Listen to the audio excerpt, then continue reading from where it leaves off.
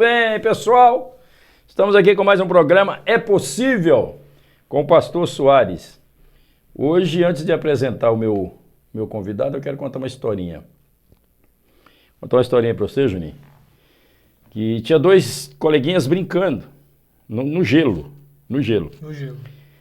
Brincando, correndo para lá, né, achando divertido o gelo, e de repente o gelo afundou.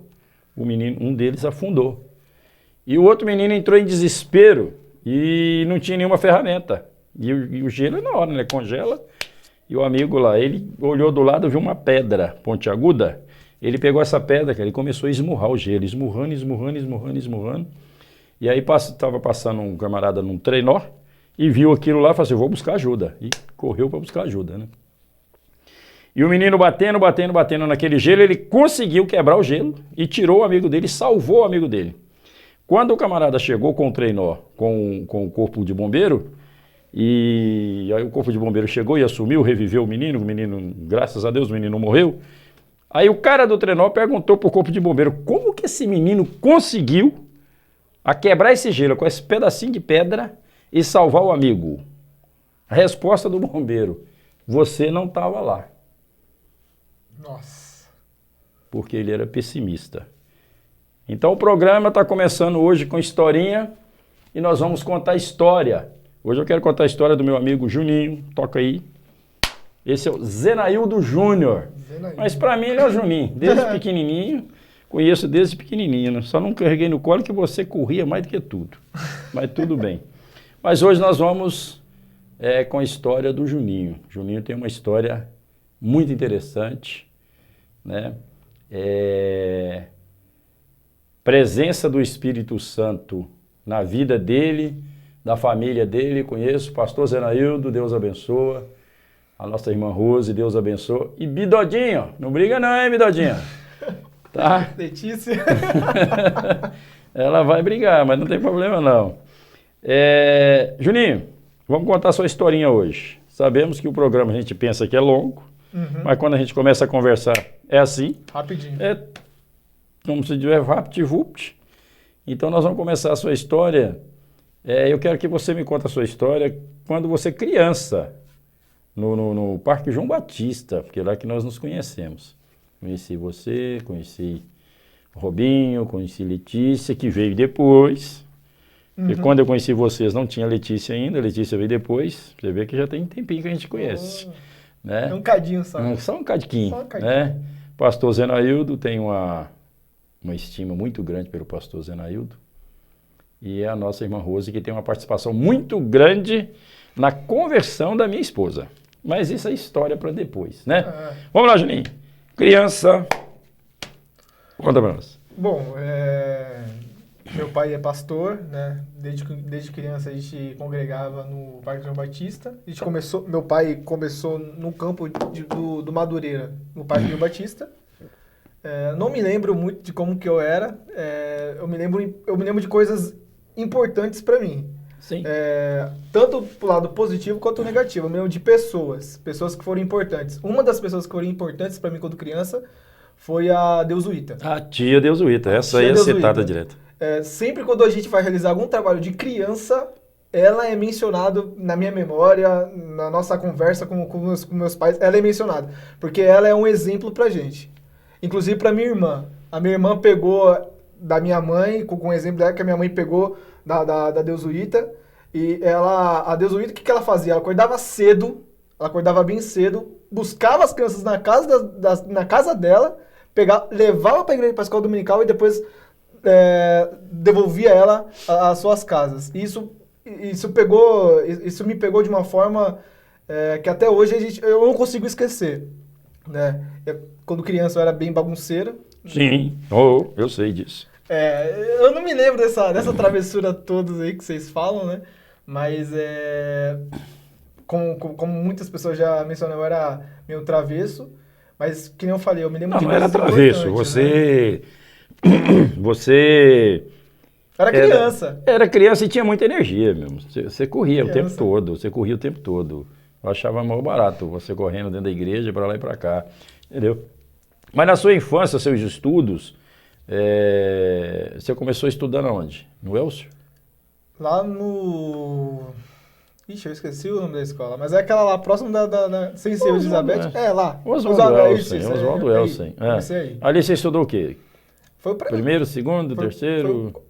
Acho que foi o primeiro. Eu comecei no prezinho, no prezinho eu fui no exército, né, na escola lá no BIP, no Quitaúna. Sim, sim. No Arsenal de Guerra lá, não é desse Arsenal de Guerra, né, é o quarto BIP que fala. Mas lá tem uma escola, e lá a gente, é o prezinho, do 1 até os 5 anos, e eu estudei lá. De lá eu fui para esse Oswaldo Elsen aí. E aí eu não sei se eu fiquei no primeiro ano. Eu sei que no primeiro ano eu já estava em Itapevi. Eu estava na cidade de Itapevi, na escola lá, e de lá eu fui pro quinto e depois eu fui evoluindo, né? Você fez o colegial, fez tudo? Fiz. Faculdade? Estou fazendo. Tá fazendo faculdade. Tá fazendo o quê, Juninho? História. Ih, é a história que a gente está contando, hein? É possível, hein? É possível. É possível. E você me chama muita atenção a história. Ô Juninho, você tem uma história muito legal e tem uma história assim do agir de Deus na sua vida muito grande. Então vamos deixar a sua infância de ladinho, como se diz outro, que a gente sabe que foi uma coisa bem sadia, bem saudável, seus pais sempre ali junto, levando para a igreja, ensinando os caminhos, os passos, tudo, né? E você sempre foi dedicado desde pequeno. Tanto é que a igreja Assembleia de Deus, Ministério Madureira, dificilmente eles levam o cargo ao diaconato um jovem, antes deles se casar. E você foi uma dessas pessoas que o pastor Jasson acreditou e consagrou você a diácono. Você é diácono hoje, não é? Sim, sou. Entendeu? Então, não só você, como alguns outros que têm. Mas isso aí, quando Deus fala com o nosso pastor e quando a pessoa tem aquela vocação, aquele chamado. E você é um diácono nato, desde pequeno. Seu pai ensinou isso, né? Então, nós sabemos da sua postura, da sua firmeza, da sua fé, da sua dedicação dentro da igreja, né? Só que você passou por um processo muito difícil, muito difícil. E é esse processo que a gente vai começar a falar agora. Eu não vou falar qual que é a doença, porque eu vou errar nos nomes. Então você fala, porque eu trazendo no nosso entendimento, você teve um câncer no sangue, não é isso? Tive. Leucemia. Leucemia, mas tem um outro nome, né? Leucemia não sei o quê. Leucemia aguda, né? Eu tive os dois tipos de leucemia, o tipo raro. Que eles mencionam, os dois tipos, né? Então conta pra nós aí, como começou essa leucemia, mas não vamos contar por que ela chegou não, porque senão você vai brigar comigo. Não, mas antes de a gente entrar nesse assunto, eu gostaria de começar só um pouquinho antes da história, porque tudo na minha vida, como você mencionou, tudo tem um porquê. Sim. Mas você mencionou que desde criança eu era nato de fazer as coisas na igreja, mas tudo começou com um pedido, pastor.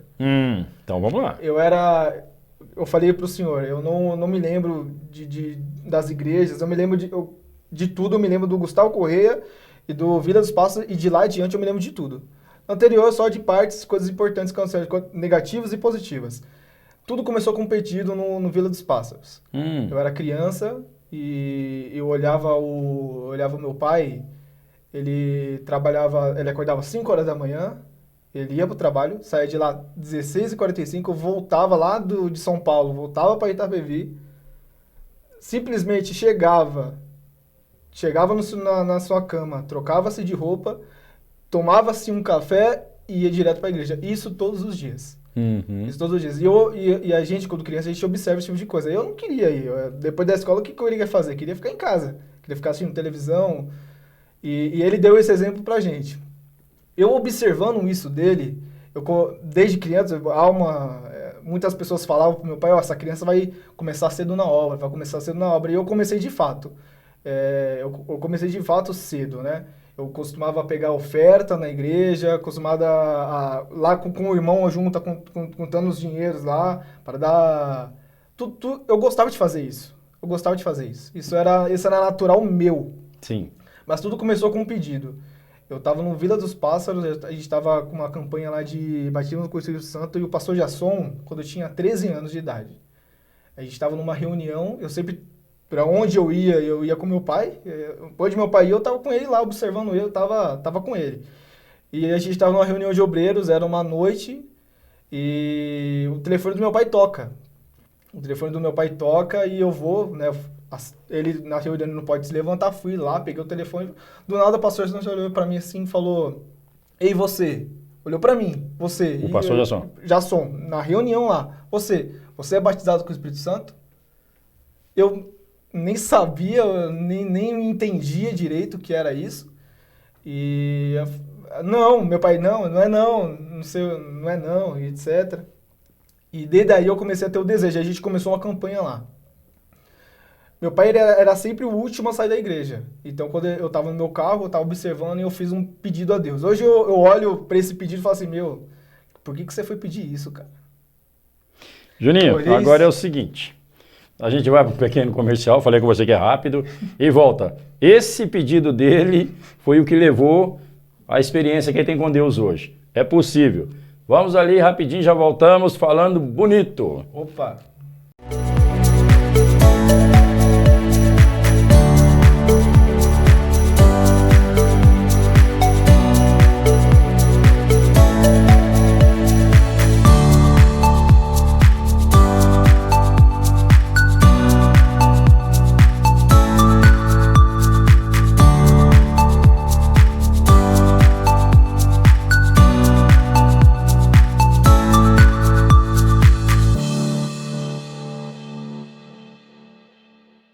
Ok, pessoal, estamos de volta com o segundo bloco. Estou aqui com o Diácono Juninho. Descobri que ele é diácono.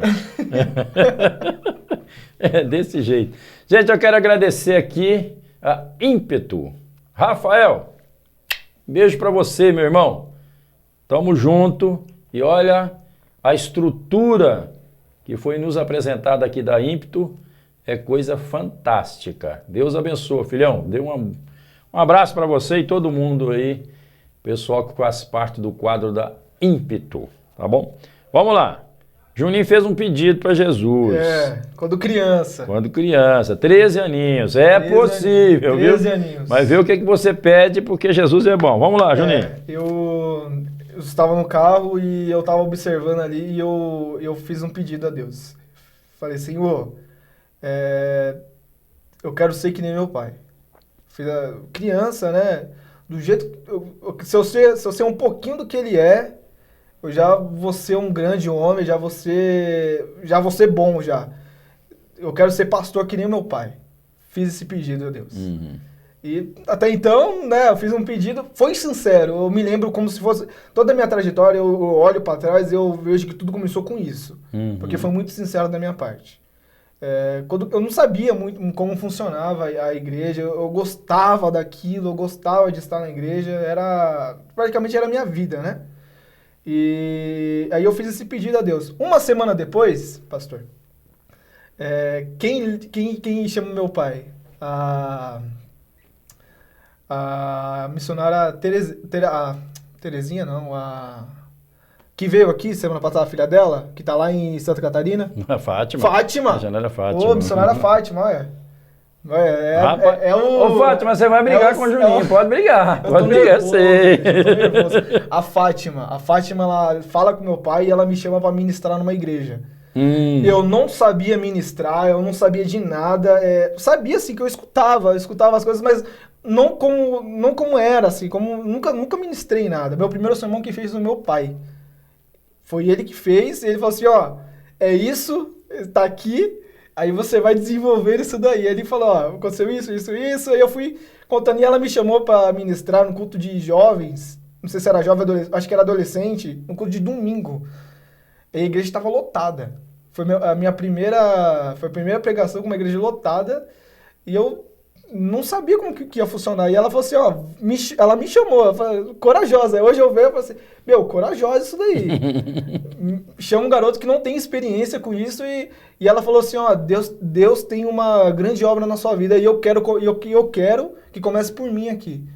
Olha. Ela falou essas palavras, eu me lembro até hoje. E eu falo assim, Deus tem uma grande obra na sua vida e vai começar comigo aqui.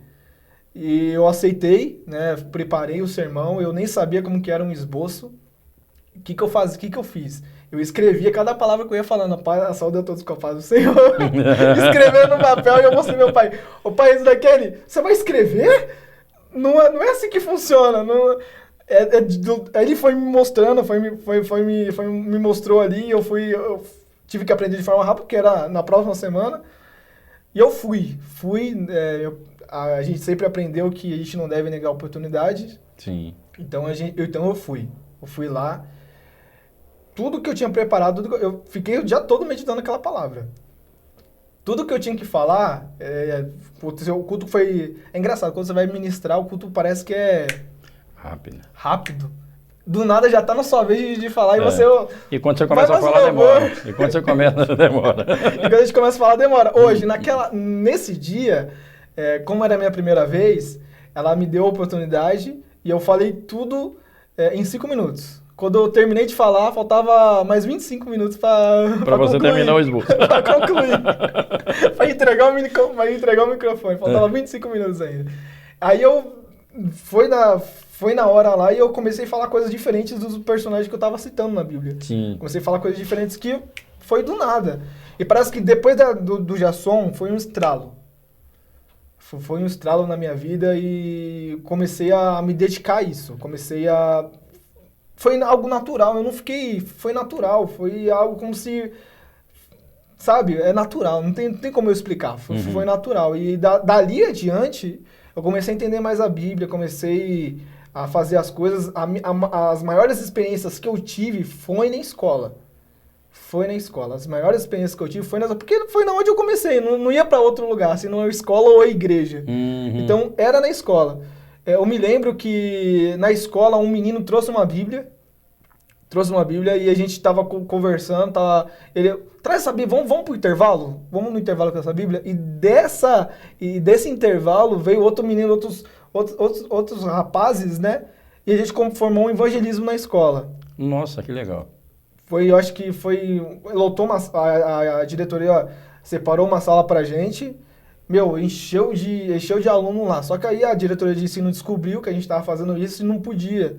E aí eles barraram a gente, só que a inspetora, como era nossa amiga, falou assim, eles barraram aquela sala ali, mas vocês podem fazer no intervalo. E no intervalo a gente fazia. Tanto no intervalo que a gente estava lá, a gente fazia o evangelismo. Tava eu, o Kennedy, começou com eu, o Kennedy, e o Kennedy, e um outro rapaz que estava com a gente.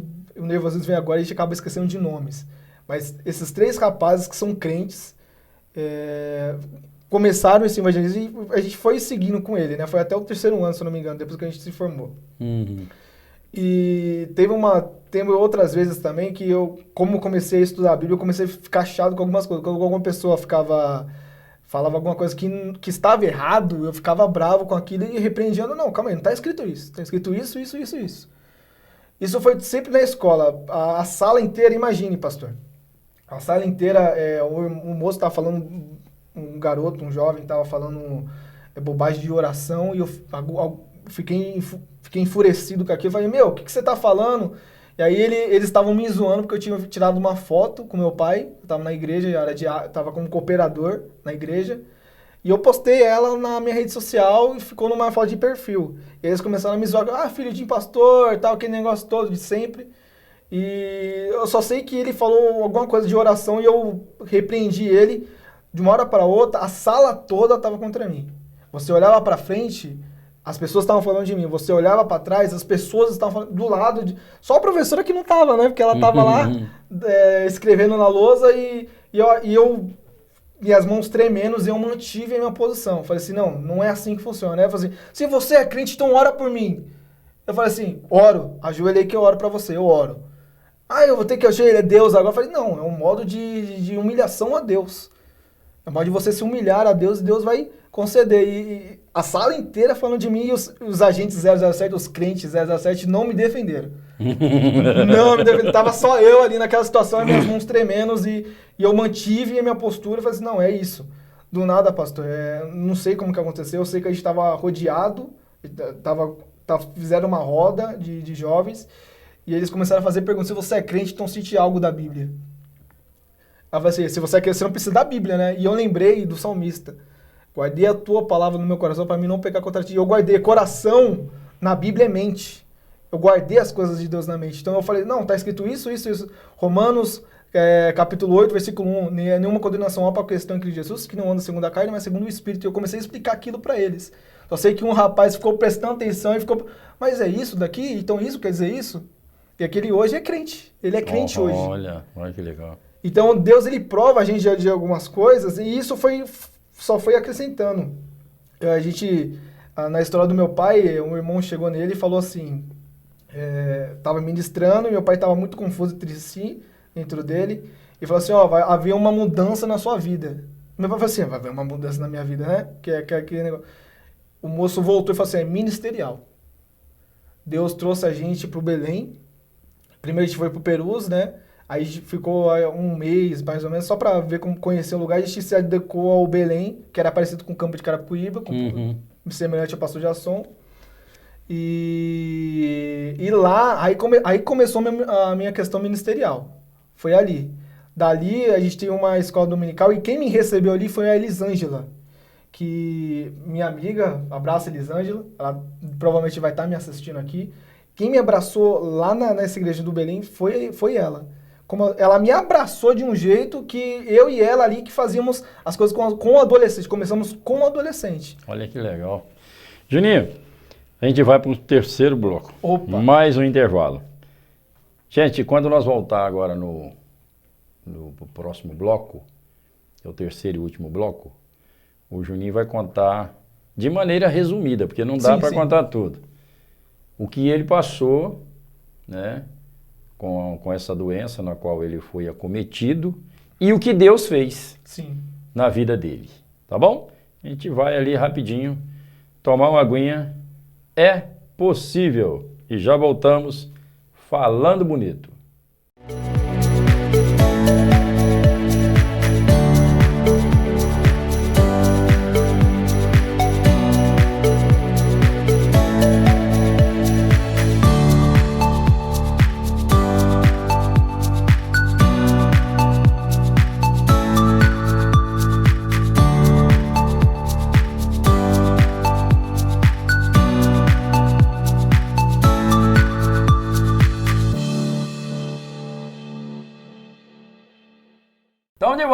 Estamos de volta ao terceiro e último bloco.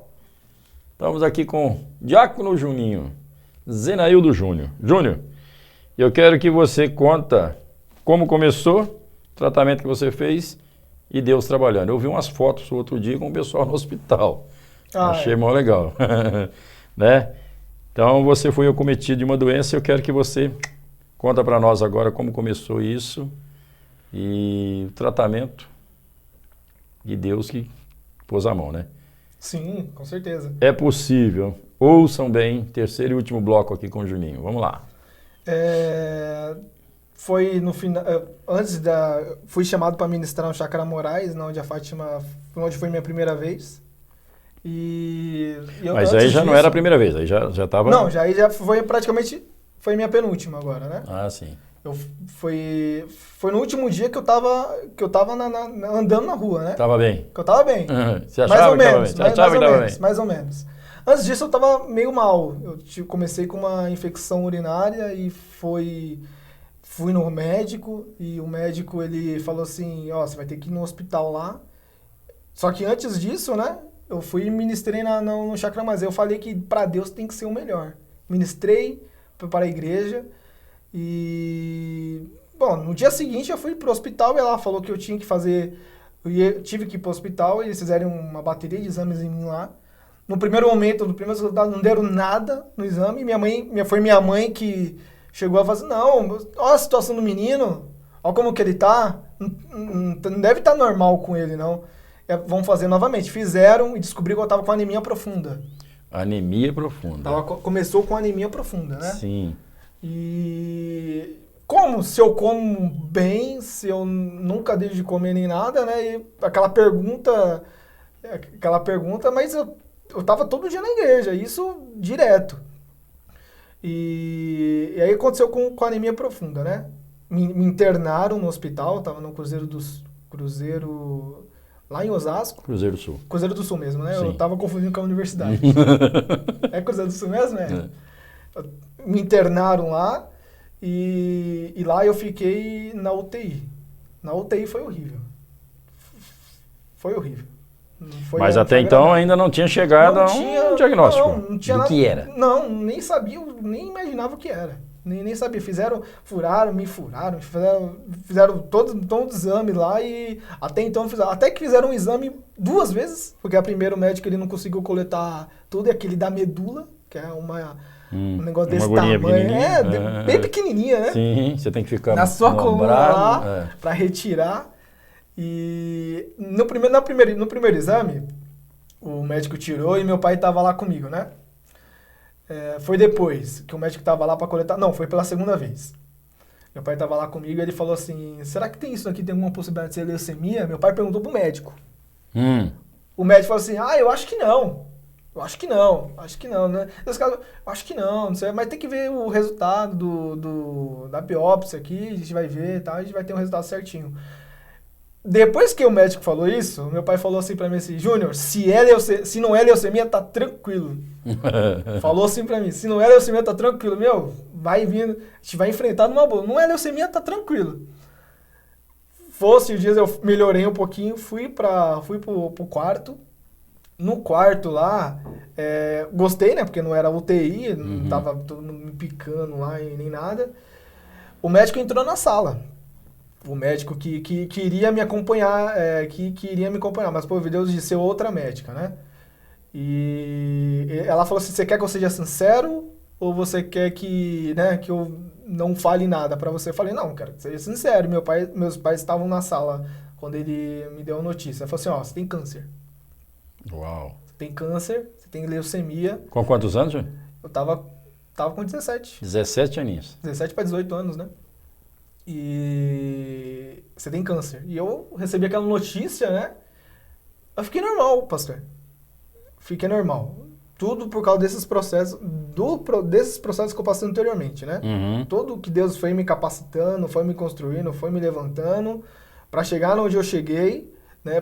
E quando eu recebi essa notícia, as pessoas acham que, Pra mim foi, tem tratamento? Primeira coisa que eu perguntei: tem tratamento? Tem. Então tá bom. De 2 uma, pastor. Eu sempre falo isso para as pessoas elas se assustem, né? Se assustam com isso. Eu falo assim: eu sabia de 2 coisas.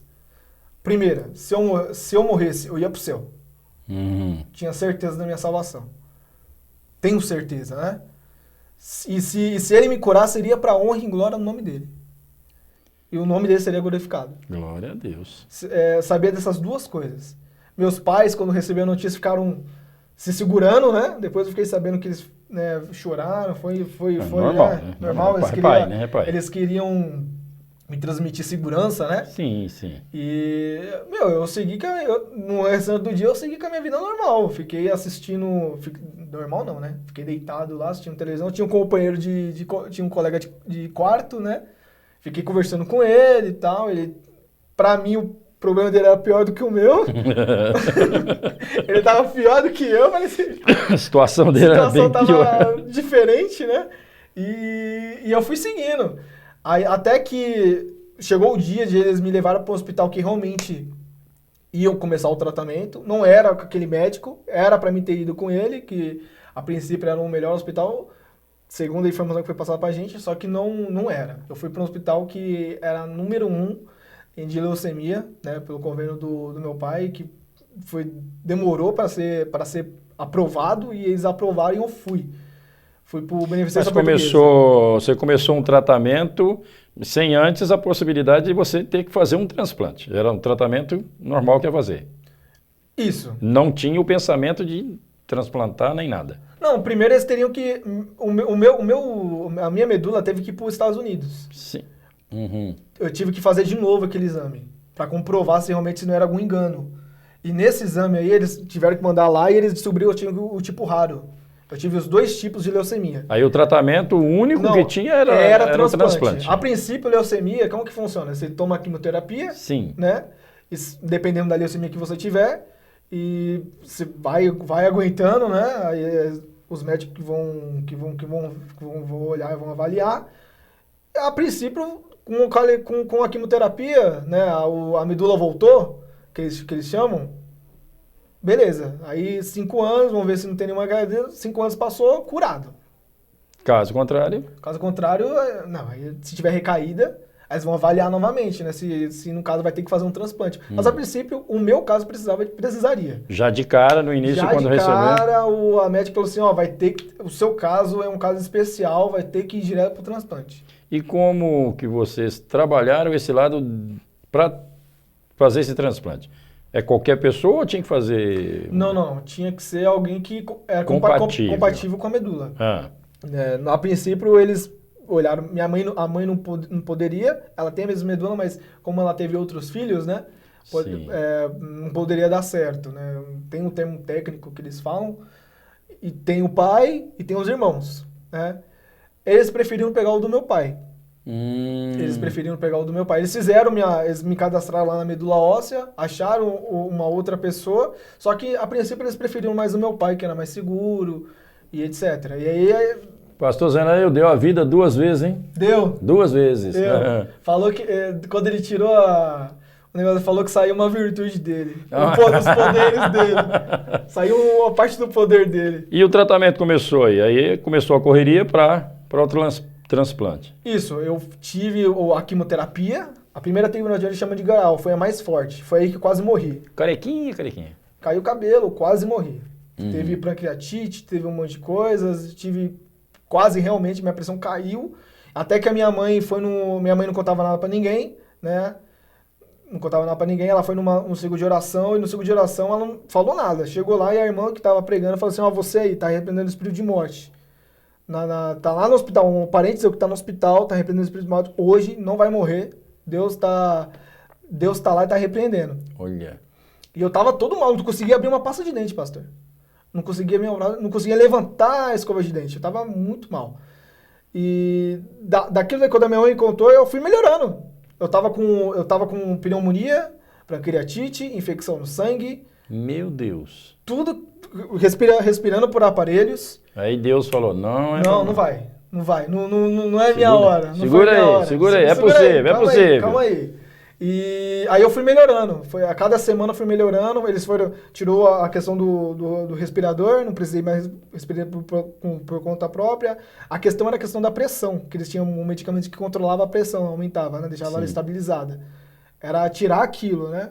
Tirou aquilo, eu fui melhorando e voltei pro quarto. De lá, comecei novamente trocaram a quimioterapia.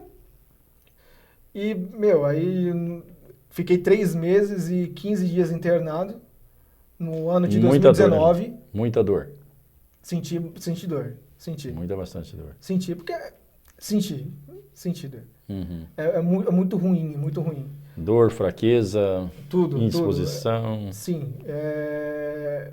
Eu chorei 3 vezes só, né? Nesse processo todo. A primeira vez que eu chorei foi quando eu saí da cirurgia lá, que eu me lembrava junto com a Elisângela. A gente fazendo os trabalhos, eu chamando adolescente, as mães agradecendo pra mim. Olha, você ajudou meu filho a se enturmar na igreja. Tudo aquilo foi de uma só vez. Quando eu saí da cirurgia, que eles estavam fazendo endoscopia, né? Saiu, eu tava lá e falei, Senhor, não era pra mim estar aqui. O que eu tô fazendo aqui? Olha o que eu fiz, olha o que eu já fiz. A sua obra que... Eu comecei a chorar ali, aí os médicos, calma, você vai sair dessa. E eu, Senhor, não era pra mim estar aqui, Senhor, não era pra mim estar aqui. O que eu tô fazendo aqui? Acordou orando, clamando. E na segunda vez, quando já tava no final da quimioterapia, liguei pra minha mãe e fiquei, mãe, não aguento mais, tá aqui. 3 meses internado, você valoriza a rua. Sim. Você valoriza a rua. Eu não sentia sol na minha vida, não sentia, ficava trancado dentro do quarto. Até que chamaram a psicólogo, né? E me ajudou bastante, entendeu? Eu fiquei depressivo. Fiquei depressivo também por conta dos remédios que eles estavam me dando. Sim, que eram muito fortes, né? Muito forte. Muito forte. E você é um garoto, 17 anos. E eu fiquei lá. E eu fiquei naquela situação. Aí foi melhorando, até que minha medula subiu. Foi em dezembro. Eles queriam que eu passasse. Pós-cirurgia. Não, antes da cirurgia. Antes da cirurgia, a medula subiu. A medula subiu. Opa. Porque primeiro eu teria que subir novamente, né? Isso, para depois. Que aí é todo um outro processo. E aí em dezembro eu fui liberado, eles queriam que eu passasse o Natal lá. Graças a Deus não aconteceu isso, que eu não queria passar o Natal dentro de um hospital, né? E janeiro, no final de janeiro, parece que houve uma mudança lá, o nosso convênio, ele queria que a gente fosse... Na onde começou tudo aqui no Brasil, a medula óssea, o transplante, né? Onde começou, foi no Exército, lá em Curitiba, no hospital. E eles queriam que eu fosse para lá. Aí eles pagaram a passagem pra gente, a gente foi para Curitiba, já para fazer o transplante. Já foi direto pro transplante, já foram decididos. Já para fazer o transplante lá com eles. Já tinha a pessoa, meu pai ia fazer o transplante já para ir lá. Tinha que fazer quimioterapia novamente, tive 3 sessões de quimioterapia, várias intercorrências também nesse meio tempo, várias intercorrências, até que meu pai tirou a virtude dele, né, tirou os poderes deles e é como se fosse uma troca de sangue, né? Não furou nada dele, não, só pegou um negócio específico dele, né? E transportava para mim, tive bastante intercorrência. Para mim, a aceitação, para mim a pior parte foi depois pós-transplante. Foi a pior parte. Eu senti mais dor do que no outro lá. Porque aí você tinha aquela fase de adaptação, né? Adaptação, eu tava muito inchado, cara toda inchada, urina novamente ficou... Infeccionou novamente, eu tava com uma sonda lá, e meu pai para me ajudar. Não. Meu pai lá do meu lado lá, eu agonizando porque travava, não tava descendo o medicamento lá, e ele viu a médica fazendo, a médica tava demorando, a enfermeira, né, tava demorando, ele mesmo fazia lá pra me socorrer, porque doía demais, nossa, era uma dor horrível, horrível, horrível, e ele lá fazia lá pra mim, pra dar aquela aliviada, né, até que colocaram morfina pra mim suportar aquela dor. E foi indo, até que a gente ficamos lá, a gente tinha que continuar o tratamento ali, ficamos no quartelzinho onde tinha quarto, tudo pra gente, comida, e a gente ficou lá, minha mãe veio também, minha mãe ficou presa porque veio a pandemia. Aí teve que ficar quieto. Ficou presa lá porque trancou tudo, né? Sim, não tinha. Ela foi me visitar uma vez e nessa ida ficou. Ninguém sai mais. Pronto. Ninguém sai. E ela ficou com a gente, ainda bem, graças a Deus, porque ela cozinhava pra gente. Ela que cozinhava. E aí foi muito complicado. Eu sei, pastor, que chegou um dia que eu tava com muita dor de cabeça. Eu tive várias fases, né? Várias fases. E essa fase foi nessa que eu fiquei sem sangue. Cada passo que eu dava, eu sentia um clarão de luz na minha cabeça.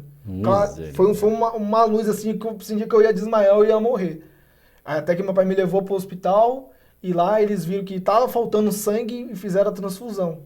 Mas dali só foi melhorando, aí teve algumas, né, para evitar a infecção do enxerto morto, que fala, né? Para não acontecer isso, teve algumas coisas na pele. Então, alguma reação. As reações. Juninho, e a sua recuperação? Hoje?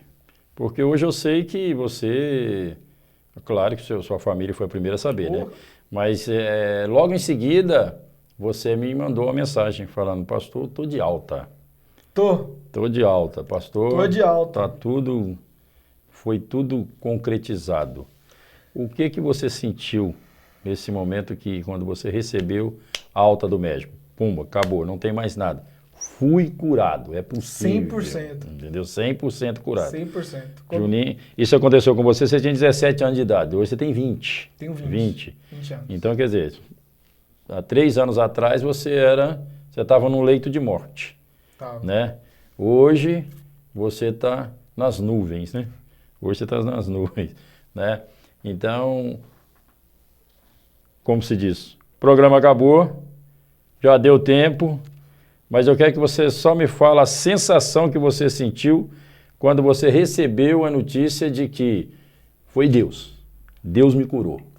Eu devo aos médicos, devo a toda uma equipe, devo a meu pai que me deu a vida pela segunda vez, mas a mão de Deus está aqui para que eu valorize lá na frente? Foi uma sensação, não tem como expressar com palavras. Sim. Não tem como expressar com palavras. Aconteceu, sabe? E eu sempre fui grato a Deus por isso. Sempre, sempre. Toda a minha vida, tudo que aconteceu comigo, eu sempre desejei ser grato a Ele, né? Se a gente não for grato, né, não faz sentido também.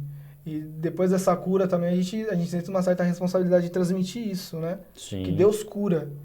Né? Com certeza. Deus cura. É possível. Né? É possível. Deus cura. Ainda. Deus cura. E Cristo cura. Até mesmo quando as pessoas... Teve um jovem, um senhor, né? Tava passando por um processo difícil. Eu falei assim, eu tive câncer, tive leucemia. Tive os dois tipos. O mesmo Deus que me curou pode te curar também. E eu, com essa propriedade, eu posso falar isso. Deus me curou. Ele me curou. E se Ele me curou, Ele pode te curar também. Só você acreditar. E foi assim que eu segui. Eu nunca culpei o Senhor. Eu fiquei chateado, que nem eu falei, eu chorei. Mas eu nunca falei, Senhor, foi o Senhor que me... Nunca. Mas eu acho que isso foi um momento de lucidez, né? Que você estava voltando, né? Tava voltando. E você clamando. E eu tava, entendeu? E eu nunca falei assim... Nossa Senhora, né? Colocando ele na parede, Sim. nunca. Eu falo assim, que seja a sua vontade. O que for, que nem eu falei, duas coisas. Ou ele me cura, ou eu morro e vou pro céu. De qualquer jeito eu tô ganhando. Glória a Deus. De qualquer jeito eu tô ganhando. Juninho, muito bom conversar com você. Apesar do tempo ser curtinho. Curto. Né? Mas adolescentes, tudo é possível. Esse é o programa É Possível. Tudo é possível. Não adianta colocar culpa em Deus, porque Deus não é culpado. Deus é a solução. Tá bom? Então eu quero agradecer o Juninho aqui. Eu quero pedir para vocês se inscreverem lá na Troa de TV. Acompanhe a gente. E isso vai nos valorizar muito. São histórias para chegar cada vez mais na vida dos nossos irmãos que estão precisando. Juninho, Deus abençoe você. E até o próximo programa, se Deus quiser. Beijo do Pastor Soares e a paz seja com todos vocês em nome de Jesus. Amém. É possível.